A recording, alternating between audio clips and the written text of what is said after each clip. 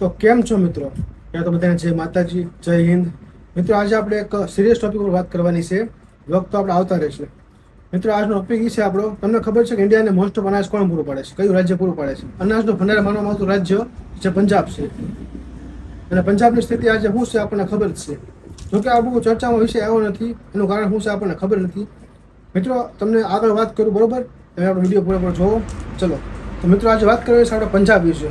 પંજાબ એટલે કે એવું રાજ્ય કે જે આપણે અનાજનો ભંડાર તરીકે ઓળખવામાં આવે છે અને ઇન્ડિયાની કોઈ પણ પરિસ્થિતિમાં પંજાબની સાથે ઊભો હોય છે. અને આજે પંજાબની હાલત તમે જુઓ, કેટલી પરિસ્થિતિ ખરાબ છે તમને ખબર જ છે.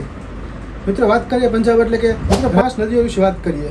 રવિ, સતલુજ, વ્યાસ, ચેનમ અને જેલમ, આ 5 નદીઓનો સમાવેશ થાય છે. હિમાચલ પ્રદેશ અને પંજાબના જે હિલ્સના એરિયા છે ત્યાં અતિશય પ્રમાણમાં વરસાદ થવાથી જે ભાખરા નાંગલ, પોંગ અને રણજીત સાગર ડેમ છે, આવા બંધ પર એક જ દિવસમાં 4 થી 5 ફૂટ પાણીનું સ્તર વધી ગયું હતું. જેના કારણે બંધના ખોલવામાં આવ્યું અને અતિશય પ્રમાણમાં પાણી છૂટવાથી જે પંજાબના અમુક જિલ્લાઓ છે, મોસ્ટ ઓફ જોઈએ તો 13 જિલ્લાઓ છે જે અતિશય પાણી ઘૂસી ગયેલું છે. બધા જિલ્લામાં 500-700 ગામ એવા છે જે હાવ પાણીમાં જ છે. ડેમમાંથી પાણી છોડવામાં આવ્યું તો એ ડેમનું પાણી અડધા પંજાબ એટલે કે 13 થી 14 જિલ્લાઓ એવા છે કે જ્યાં અડધા પંજાબ ડૂબી ગયું છે. અત્યારે 13 થી 14 જિલ્લામાં પાણી ઘૂસી ગયું છે. જેના કારણે અત્યારે 30,000 એકર જમીન જે ફસલ ઉગેલી હતી ડૂબી ગઈ છે પાણીમાં. અને જેના કારણે કરોડોનું નુકસાન થયું છે. મિત્રો માણસોના ઘર ડૂબી ગયા છે, માણસો બેઘર થઈ ગયા છે. અને મિત્રો વાત કરીએ પશુપાલનમાં તો જે ગાય ભેંસો છે એ પાણીમાં કઈ રીતે તણાય છે ને, તમે જોઈ શકો છો વિડીયોમાં સાઈડમાં. જે મૂંગું માલઢોર છે એની તો શું હાલત થઈ છે વિચારો. અમુક ભેંસો કેમ મરી ગઈ છે ખબર છે તમે? અહીં છોડ્યા બાદ મોટા જિલ્લાની વાત કરીએ આપણે, જેમ કે ગુરદાસપુર, કપૂરથલા, ફિરોઝપુર, હોશિયારપુર, આ જે મોટા જિલ્લાઓ છે એ પણ પાણી પૂરેપૂરું પાણી ફરી વળ્યું છે. અને માણસો બેઘર થઈ ગયા છે, માણસોના ઘર ડૂબી ગયા છે. અમુક જગ્યાએ તો તમને ઘરો ઉપર ભેંસો અને ગાયો જોવા મળે છે. માણસો ઠીક છે, અમુક પશુઓ હજુ પાણીમાં તણાઈ રહ્યા છે જે આપણે જોઈ પણ ન શકીએ. તો આગળ વાત કરીએ તો 40 થી 50 વ્યક્તિના મોત થઈ ગયા છે, એટલો આંકડો સામે આવ્યો છે. અને આગળ વાત કરીએ મિત્રો તો 1988માં આવો બનાવ બન્યો હતો.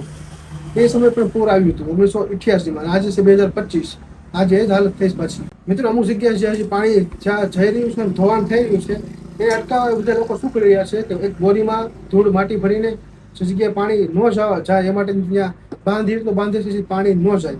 વિડીયોમાં સાઈડમાં જોઈ શકો છો, એ રીતના બાંધે છે.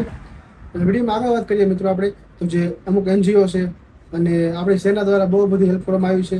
અમુક પ્રકારના જે ખાસ વાહનો છે પાણી પર તરી શકે. તમને સ્ક્રીનમાં દેખાય છે જોવો.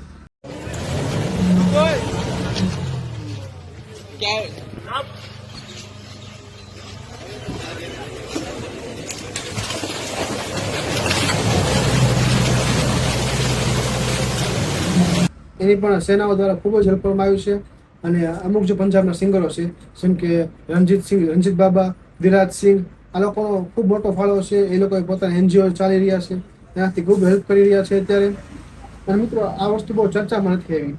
હવે ચર્ચામાં કેમ નથી આવી એ તો આપણને ખબર નથી. મને ખુદને 4 દિવસે ખબર પડી છે, પછી મેં આ વિડીયો શૂટ કર્યો છે. હવે એનું કોઈ કારણ તો હોવું જોઈએ. મિત્રો NGO દ્વારા અને સેના દ્વારા જે સેવાઓ પૂરી પાડવામાં આવે છે, અમુક જગ્યાએ પંજાબના લોકો જાતે જ્યાંથી થઈ શકે છે એટલું જાતે કરી રહ્યા છે. ખાવા પીવાનું પોગાડી રહ્યા છે, પૂરતી વસ્તુ આપી રહ્યા છે. સેલ્ફ રિસ્પેક્ટ કહેવાય છે, સેલ્ફ વસ્તુ પોતે બધું કરી રહ્યા છે અમુક જગ્યાએ તો. અને વાત કરીએ આગળ મિત્રો આપણે તો આ ચોખ્ખો એક પ્રકારનો ભ્રષ્ટાચાર કહેવાય.